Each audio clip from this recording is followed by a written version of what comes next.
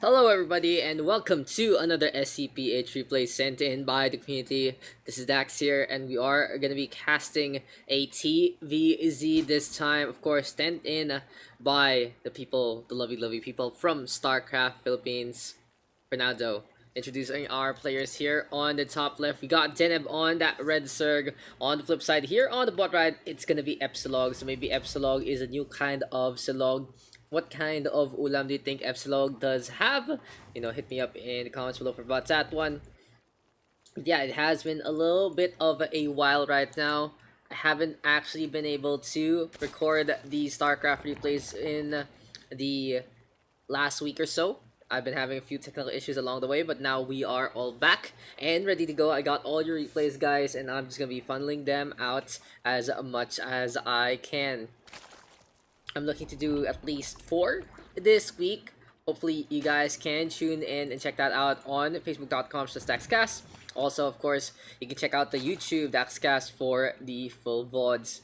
Anyway, and now starting things off, I'm gonna go for an extractor and a spawning pool.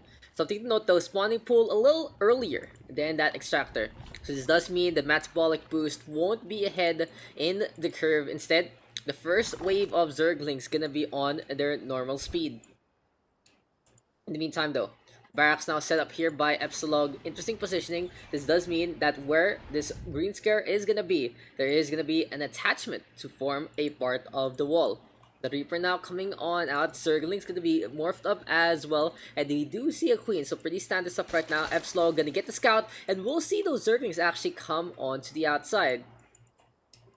Second base now being built here for both Deneb and epsilog. In the meantime, the Overlord's just scouting along, looking for a position into the map to get some good vision.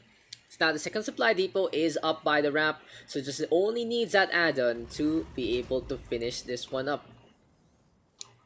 The Reaper though, on the outside again. Here come the Zerglings right now, just running on to the ramp, and that poor Reaper not actually paying attention, so this defense might not be the best. Epsilog gonna be losing this SCV first and foremost. Deneb getting good surround, and here he comes on to the high ground. Nothing to raise up. There's no add-on whatsoever. Instead, epsilog panics a little bit, gonna go for the Marine instead. Rally point gaming right now for epsilog, gonna put that Marine on the opposite. Good pull right now from the blue Terran though to get the surround onto these two Zerglings. And look at that, epsilog changing the rally point to the right hand side, gonna allow him to get the Marine in a good spot to get some shots. Now the Zerglings trying to go for the surround, but the Reapers are in position. The SCV is going for the brawl as well, and the sacrifice of that one Marine is worth that defense. It could have been really bad there for epsilog. Deneb just an easy run on in and gets some nips in the buds, nips onto those SCVs that might have been the game right there. But for now, the blue Terran able to come back. The Reaper getting back in position. Deneb though gonna be slowly but surely sending in these Zerglings, and he does have metabolic boost almost available. Let's watch now. This is a documentary, guys. Here we have this mighty Zergling sprout its wings for the first time. For Zerglings now on the eastern end of the map, looking around to see if epsilog has any sneaky corner expansions. In the meantime though, the Reaper coming on back, looking for the surround, looking for the harassments, unable to stop the drone from building up that third hatchery. Might have been a close shave right there. Now going for the creep tumor, interesting enough, but here it goes, gets in the burrow, and now it is pretty much invisible to the naked eye. The Queen though still in position, and now epsilog getting his one supply depot under attack. Here comes the fire, and into the furnace the scrap goes. The Zerglings now running on and trying to nibble their way to victory. But epsilog gonna get a twin Marine combo on out with a side of a Hellion as well. Sounds like a pretty well balanced meal for the Terran Dominion. And now this one Reaper gonna get surrounded. Can it stay alive? No, not gonna happen. It costs the bomb to get the hits, but the Hellion is looking around. Good tech switch here from epsilog. He sees that Deneb has been pretty hefty on those Zerglings. The Hellion, of course, can go for the kites. Very strong with the flamethrower, and it does pierce as well. Now epsilog playing this one cheeky, might lift up before the fire comes. There you go, 537 HP, allowing him to buy some time to build up his units in the first place. Good positioning there. epsilog still staying by the ramp, doesn't overextend. And Deneb's like, okay, never mind, I'm gonna back on out instead. Behind this though, Deneb gonna be taking on up with not only the Baneless but also the Roach Warren, just in case we do see some more Hellion Hellbat action from the Blue Terran. Now though, Deneb taking control of the middle of the map, so it does mean that the Zerg really has control of all this and beyond. It's like that scene in Lion King where Mufasa tells Simba that they pretty much own everything they can see with the sunset in the horizon. It's that kind of, it's that kind of circle of life right here. But epsilog now going to be moving on to the outside, slowly but surely reinforcing his front lines. Going to be a bunker this time here for the Blue Terrans. So this does mean the Marines are going to be quite protected and going to get some good value with their shots. In the meantime though, Baneless is ready to go. We are going to see a few roaches as well. And look at the upgrade. It is going to be Baneling speed. So these rollers are going to keep rolling, and being the roly-poly olies that we all know and love. Acid going to be spitting pretty hard. As epsilog, in the meantime, going to get that +1 on the infantry attack. Now, Overseer scouting along, might get spotted here. Yes, very efficient. Deneb just runs it through with that extra movement speed. This Overseer still staying on, and he does have a changeling on the south end as well. So what does this changeling do? Will it actually be able to infiltrate as this one Overlord gonna get taken down? The Overseer is still on the right hand side. And overall, it does seem like epsilog is going hunting instead of fighting a war. I'm really interested to see what this Chainling is gonna do. He's just been waiting here. He's looking like a creature. And look at the Changeling. It turns into a really blobby circle. But it's not really moving around. It actually curls up, that kind of deal. I think honestly the Changeling might want to be one of the scariest Zergs in the first place. Just for the fact that it can pretty much infiltrate and, even though it doesn't do any damage here in the game, probably in their lore, it can stab you or it can use your weapons, it can take human form, and of course it is a scary Zergling. But for now, we got some macro game going on. Gonna be Lair Tech here for Deneb. Gonna be pumping out +1 on melee as well as Carapace. So this does mean that Zerglings are gonna be focused for the near future. In the meantime, this is gonna be attack on the third base. Here we go with Surround, the Hellion in position in the middle line to get some good hits. But this is gonna be the Banelings not trying to bust their way. Deneb now with some good hits again onto the high ground, surrounding the siege tank. Gonna get an easy kill. The Banshee though in position. So for Deneb, he has to make a decision. Gonna go for that second base instead. The bunker in position. He can't really get too much value because the siege tank getting some good hits. Overall, epsilog able to more or less defend the crucial parts of his base right here with that third expansion staying on. That second expansion, of course, available and needs just a repair. But yeah, he does use a lot of units that he needs to. Every unit here on the ramp just dying so quickly. The Marine and the siege tank just getting surrounded by those Zerglings and those Banelings. Ended up making a small mistake, not allowing those Banelings to bust earlier, so he did take more damage than he should have. Now epsilog, a little poor on the micro there, and we do have Deneb going for the attack at the same time. So micro action from Deneb in two parts of the map, very good to see. Orbital Commando gonna be lifted up, and epsilog gonna be able to salvage the command center. Now this one SCV trying to get overtime, trying to get his wife something good, but in the end he does get taken down. And in the meantime, Spore Crawler in position, and we are going to get an Infestation Pit here for the side of Deneb as well as a Spire.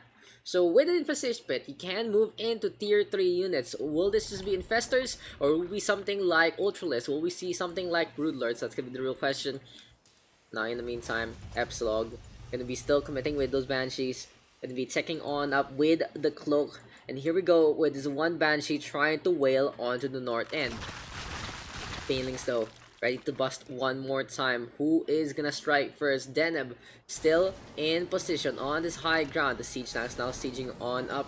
And I like the formation here for epsilog. So this one siege tank gonna be able to back up the other if it does get surrounded. But here we go already with the attack on both fronts. So first things first, the Zerglings gonna get pretty much singed. They are gonna be forced to back on out. And at the same time, here comes the Banshee, the Queen and the Banshee going for the 1v1. Good micro here from Deneb to get away. And epsilog, this is very dangerous right now for the Terran. Look at this. the Spore Crawler is just waiting on Deneb, not uprooting it as of yet. Finally gets the vision with the Spore Crawler. And let's see who's gonna take the victory. Shots coming on out. The Queen can get a pretty good confusion from some reinforcements. Interesting to note though, Deneb going for that all army key. And the Zerglings just running on to the north end of the map. Look at how speedy these Zerglings are. Speedy Gonzalez, Arriba, Andale, my iya, uh-oh. But for now, a great wall of supply depots here for epsilog's pretty smart. Gonna be able to defend his SCVs and at the same time put a siege tank or two behind that.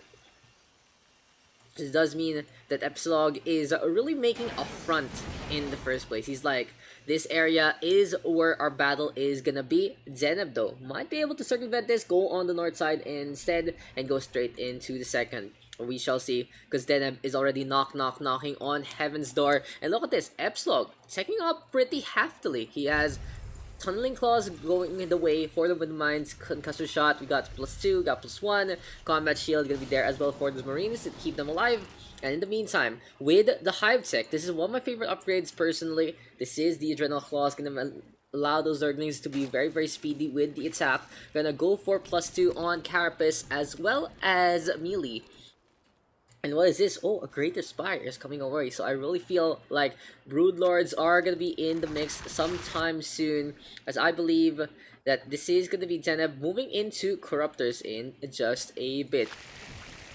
At Banelings as well as Zerglings now waiting on the outside. You can see the Corruptors just floating on and doesn't see any air units though, and this might be Epsilon getting some really good hits with the siege tanks. There you go. The Banelings unable to get the bust early. The Zerglings trying to tank it up way too much. They get pretty much fried like every chicken in KFC.